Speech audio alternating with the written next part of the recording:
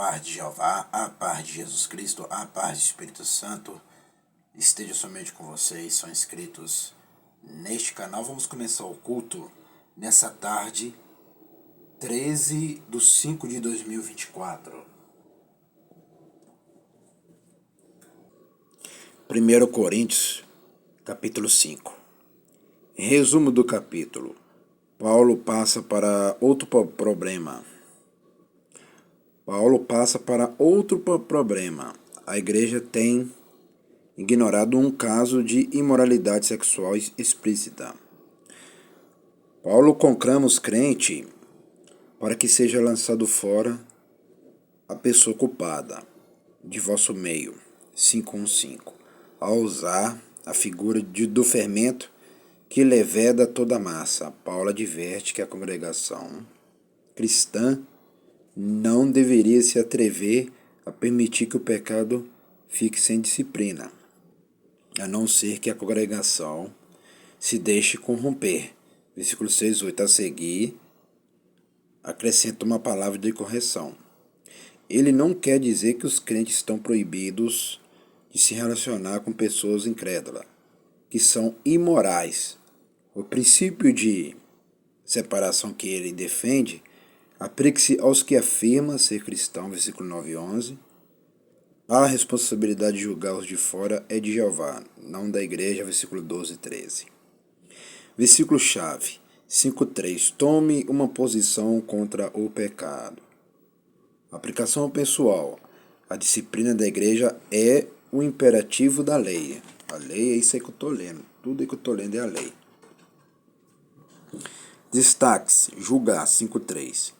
Em 4:5, Paulo afirma que nada julgueis antes do tempo. Não estaria ele sendo incoerente agora em relação à passagem do julgamento do crente culpado em Corinto? A resposta é: não cabe ao crente julgar a qualidade do serviço, dos motivos ou compromissos dos outros. A revelação de Jeová em relação aos pecados é diferente. Neste caso, Paulo e a igreja de Corinto supõem que devem julgar.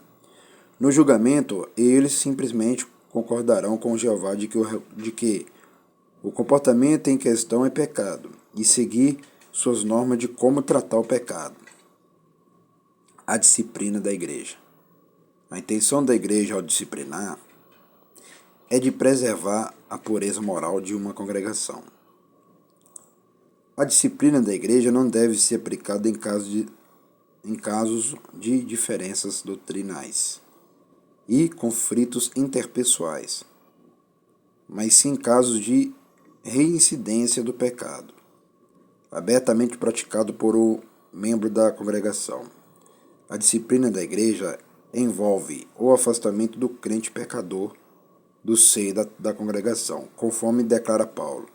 Não vos associeis com 5:9. O crente sob disciplina, nem mesmo para comer com ele ou ela. 5:11. Mateus 18:15-17. Sugere um processo que a maioria dos crentes deveria pôr em prática.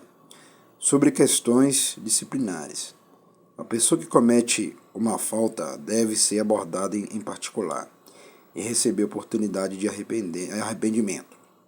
Se não há qualquer resposta, uma comissão de oficiais da igreja deve tratar do assunto com ele ou ela. Se ainda assim não houver arrependimento, até mesmo depois que toda a igreja tiver sido informada, considera como gentil e publicano. Versículo 17.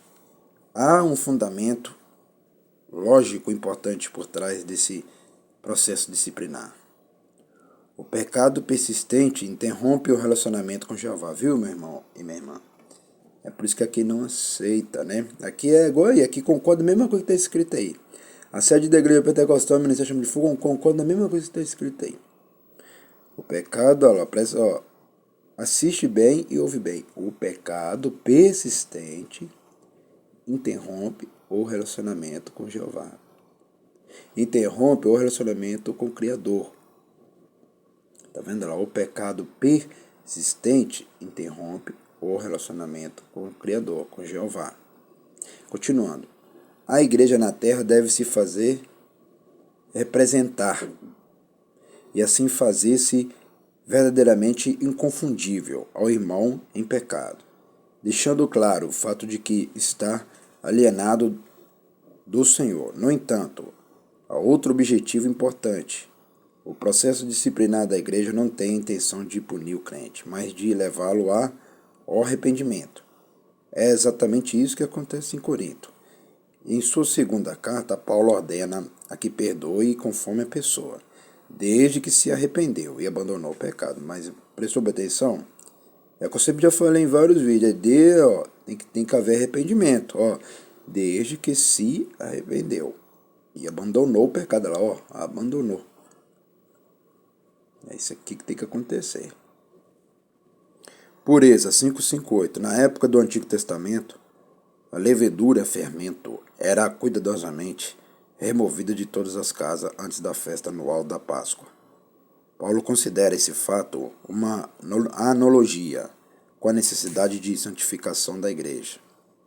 Toda porção de fermento, pecado, deve ser removida com cuidado da comunidade onde o Cordeiro da Páscoa é Cristo, cuja celebração, por sua causa, é infinita.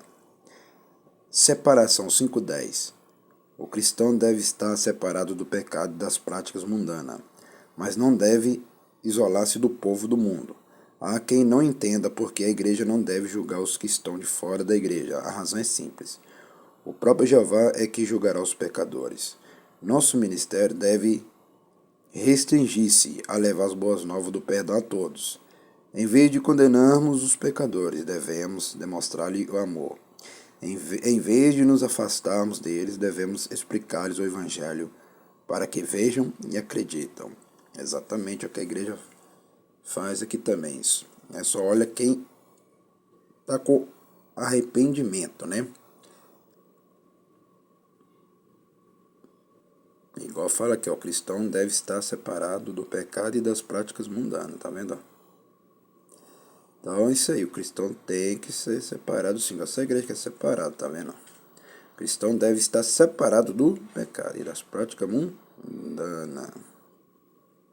Entendeu? Mas não deve isolar-se do mundo. O que é isolar-se do povo do mundo? Você vai sair para comprar supermercado, né? Igual o quê? Sai para o supermercado, sai para resolver as coisas, sai para resolver as coisas da igreja, sai para resolver as coisas da minha vida. Né? Eu não paro. Sai para resolver isso, aquilo, né? Tem pessoas também que chegam perto de mim perguntando onde que a igreja está. Aí vou falar do evangelho para aquela pessoa, entendeu? Mas não é que você assim vai deixar de comprar suas coisas, de resolver suas coisas. Não. Você vai andar no mundo sim, né? E aquela pessoa que crê em Jesus, se ela crê em Jesus e vier na igreja ser dizimista, ser ofertante, estou falando daqui, aí sim a pessoa ela merece uma chance de voltar para o Criador, né? Mas a palavra aqui já fala, o cristão deve estar separado do pecado e das práticas mundanas, entendeu? Isso é lá, pureza. Isso aqui é importante, a pureza. Na época do Antigo Testamento, a levedura, fermento, era cuidadosamente removida de todas as casas antes da festa anual da Páscoa. Paulo considera esse fato uma analogia com a necessidade de santificação da igreja. Santificação da igreja. Santificação da igreja. Toda porção de fermento, pecado, deve ser removida com cuidado da comunidade onde o Cordeiro da Páscoa é Cristo, cuja celebração por sua causa é infinita. É isso aí, né, meu irmão e minha irmã? E nós estamos aprendendo tudo isso aqui, ó. Tópico focalizado no esboço: unidade, disciplina, divórcio, doutrina, culto, línguas, ressurreição e encorajamento. E vamos agradecer. Soberano Jeová, Jesus Cristo, Espírito Santo, agradecemos por esse culto nessa tarde. Te entregamos tudo e abençoo somente esses meus inscritos, em nome do Jeová, que é o teu nome, em nome do Messias, que é o teu Filho Jesus Cristo, Rei dos Reis e Senhor dos Senhores, em nome do Espírito Santo, a pomba branca de fogo. Amém e amém. Até o próximo vídeo, hein?